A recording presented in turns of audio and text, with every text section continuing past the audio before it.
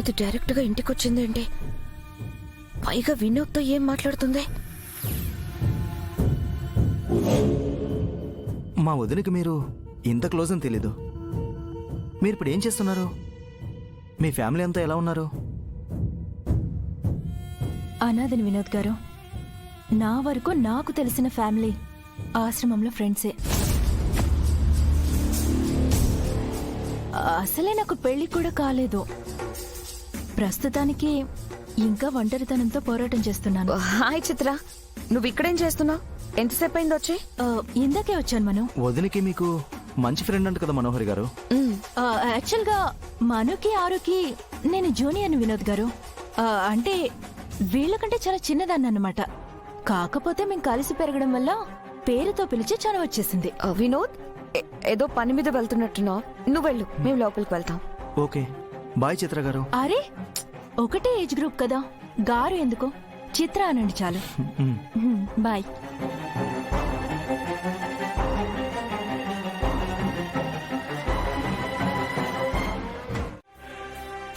రేపొద్దున్నే డబ్బులు తీసుకొచ్చి నీకు ఇచ్చేస్తా.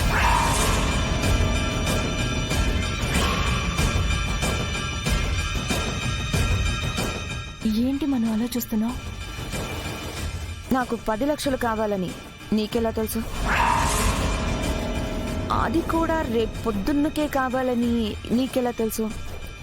చెప్పు చిత్ర, నేను చెప్పని విషయాలు నీకెలా తెలుసు? అంటే అది మను, ఈ నగలకి 10 లక్షలకు మించి రావు కదా, అందుకే అలా అన్నాను. ఇక షాప్ కి పొద్దునే వెళ్తున్నామని రేపు పొద్దునే డబ్బులు తీసుకొచ్చిస్తానని చెప్తున్నాను.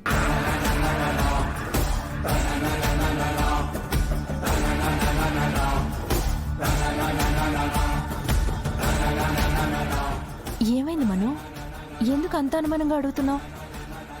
నన్ను ఒకళ్ళు బ్లాక్మెయిల్ చేస్తున్నారా? అడిగిన డబ్బులు ఇవ్వకపోతే నేను దాచిన ఆ నిజాన్ని అమర్కి చెప్పేస్తానని బెదిరిస్తున్నారు. అయ్యో అవునా? అసలు వాడెవడో కనిపెట్టేశావా మను? పోనీ కనిపెట్టే ప్రయత్నం అన్నా చేసావా? నన్ను బ్లాక్మెయిల్ చేస్తుంది ఆ అబ్బాయి అని నేను చెప్పలేదు కదా.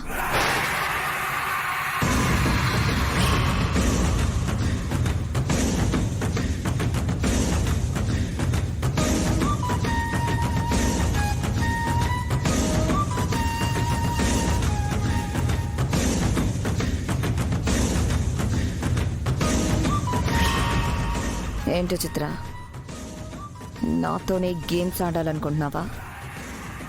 ఆడగలను అనుకుంటున్నావా? నాకు ఫోన్ చేసి బ్లాక్మెయిల్ చేస్తుంది, బెదిరిస్తోంది నువ్వే కదా. నిజం చెప్పు. మను, నిజం చెప్పకపోతే ఇక్కడే చంపేస్తాను. చెప్పు. కాదు, నిజంగా నేను కాదు మను.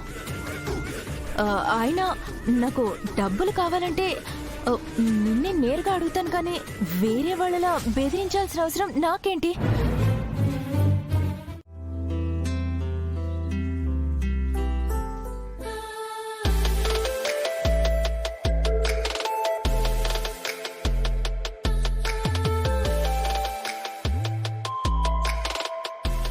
బాగి, అనామిక, మీరు కూడా కూర్చోండి, అందరం కలిసి తిందాం. పర్లేదు అత్తయ్య, మేము మళ్ళీ తింటాం. కావలసినవన్నీ ఇక్కడే ఉన్నాయి కదమ్మా. ఎవరికేం కావాలో వాళ్ళు పెట్టుకుంటారు. ముందు మీరు కూర్చొని తినండి. అవును, ఒంటరిగా తినడం, ఒంటరిగా ఉండడం ఎంత కష్టమో నాలాంటి అనాథలకి మాత్రమే తెలుసు.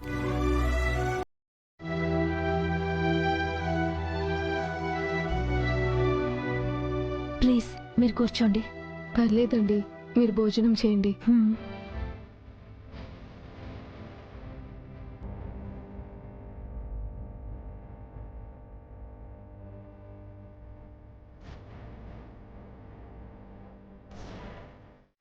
అమ్మా, ఈ పప్పుని ఎంత మిస్ అయ్యానో తెలుసా?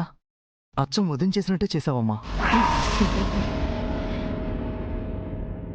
చేసింది మీ వదినే కదరా, బాగి వదినరా. నీకు ఏ వంట ఎలా ఇష్టమో అన్నీ కొనుక్కొని నీకు కావలసినట్టు చేసిందిరా. వదిన చేసినట్టు వంట చేస్తేనో, వదినలా మాట్లాడితేనో వదిన అయిపోరు కదమ్మా.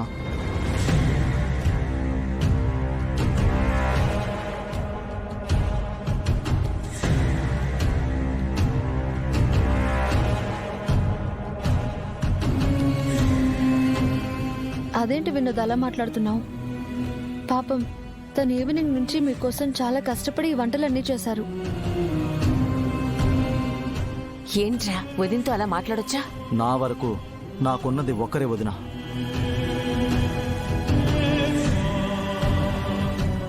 కొత్త బంధుత్వాలు నాపై రుద్దకండి. ఆవిడ ఈ ఇంటి కోడలు.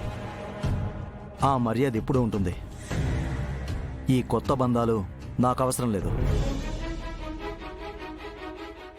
నువ్వన్నా ఆవిడే లేకపోతే ఈరోజు ఈ ఇల్లు, ఈ ఇంట్లో మనుషులు ఏ పరిస్థితుల్లో ఉండేవారో నువ్వు ఊహించను కూడా లేవు.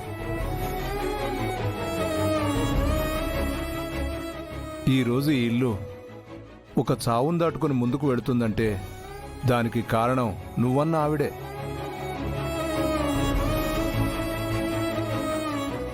మీ అమ్మ ప్రాణాలు కాపాడింది, అమ్ము ప్రాణానికి తన ప్రాణం అడ్డేసింది, అమర్ లైఫ్ని కొత్తగా స్టార్ట్ చేసేలా చేసింది నువ్వన్న ఆవిడే.